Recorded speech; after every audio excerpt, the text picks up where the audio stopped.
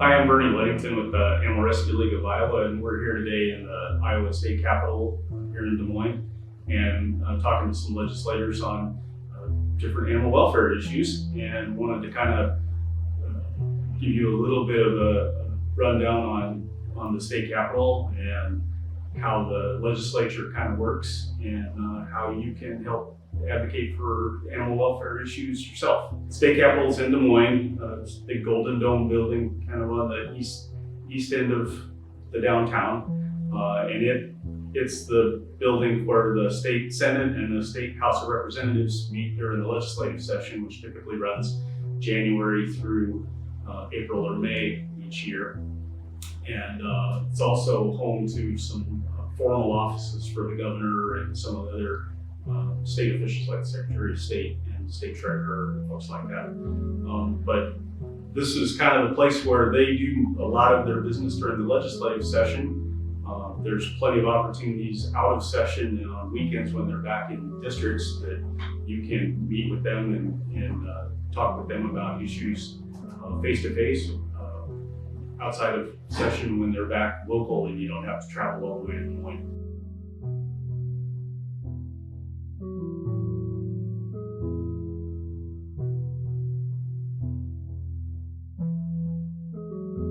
I think building the relationship, regardless of what issue you want to talk about, is key. It absolutely is key.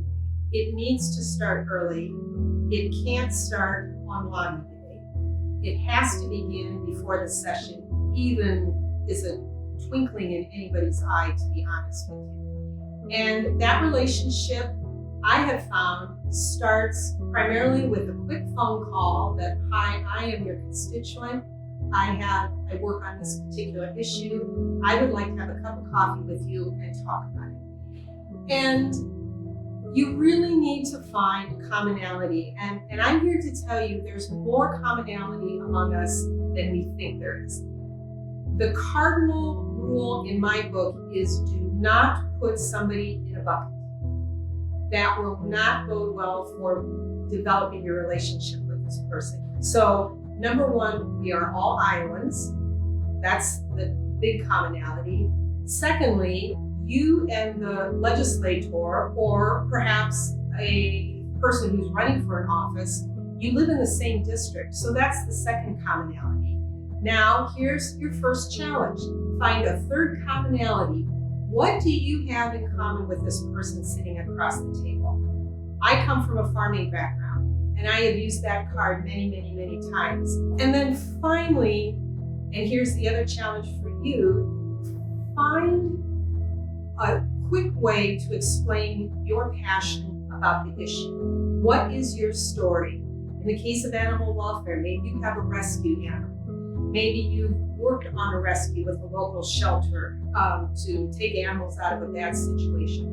What is your story? Do not start with your story first. You've got to build a relationship. And again, it takes time. I was told by then Representative Helen Miller from the Fort Dodge area, she said, without qualm, if you want me to work on your issue, you come to me in July. Do not wait till I get to January and I'm at the Capitol because I'm way too busy to concentrate.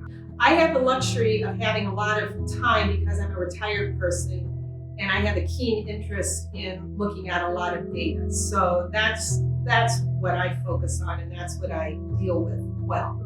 I know a lot of people do not have that kind of time and probably you don't either.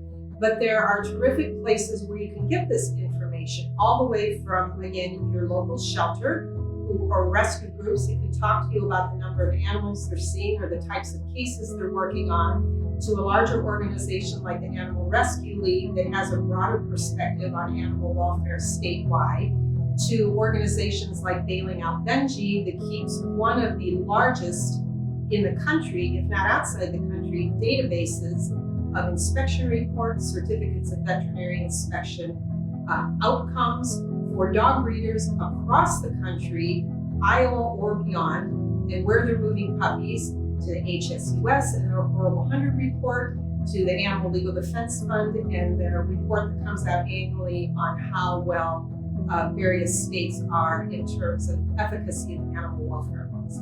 So Any one of those organizations you can tap into on a website. They can refer you to another website. All you have to do is Google. It's really easy. We are Googling all the time. Google one of these organizations and you'll get great websites with tabs to go to their research. It's overwhelming. There's a lot of data out there. So again, I would suggest you go back to your personal story, pick out one or two pieces of numerical data that can beef up your story a little bit from the statistical side.